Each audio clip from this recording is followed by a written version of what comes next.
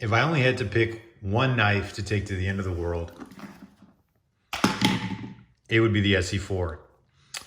This is probably one of the coolest, beefiest, most awesome knives that I've ever tested, and I've tested a lot.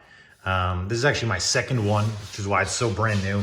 The reason I bought it is because I wanted to have one in the truck, and I wanted to have one at home. And so this is my brand new one. And I mean, it is just an absolute phenomenal knife. I think it does a great job of being just big enough so that you could baton with it and get a lot of more heavier woodworking tasks done, but small enough that it's not too big on your person.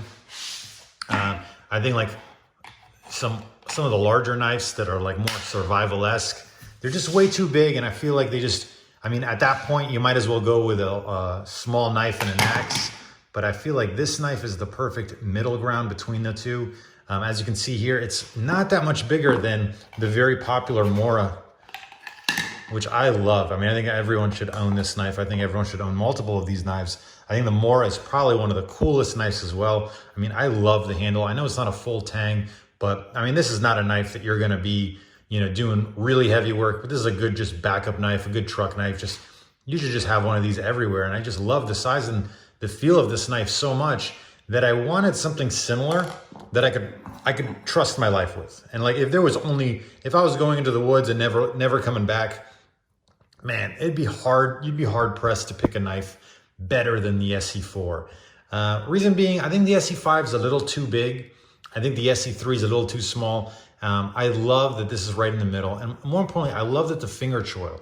The finger choil gives you an opportunity to basically treat this like a smaller knife for those finer woodworking tasks, but you can still come back on it and use it like a chopper. It's not gonna do that much chopping. You definitely wanna have maybe like a wire saw or a Laplander if you wanna do a little bit more cutting of wood. But I just absolutely love this knife. I think it's a phenomenal knife. And to me, like, I just don't think it gets enough love in the YouTube community. I think there's a bunch of videos out there that are sort of just, you know, just dumping all over this knife. And to me, I think it's the most underrated knife in the Esee lineup. I think the Esee gets a lot of love. I think the Esee and the 6 get a lot of love. I just don't see the Esee getting the love that it deserves. And I just think it's such a great middle ground knife. So I kind of just wanted to put that out there because I know for me, when I was looking at the knife, I was looking at this one particularly, I just kept doing my research, and I was never finding anything good about the Esee. And so I'm here to be maybe one of the few videos on YouTube that are like, look, I think the Esee is the best out of the whole Esee lineup. So highly recommend it, would grab it. And it's just a great knife. So put in the comments below. Let me know what, if you could only pick one knife, your do-it-all knife, your take it to the end of the world knife, which one would it be? Because I think you'd be hard pressed to find one better than the Esee. Thanks.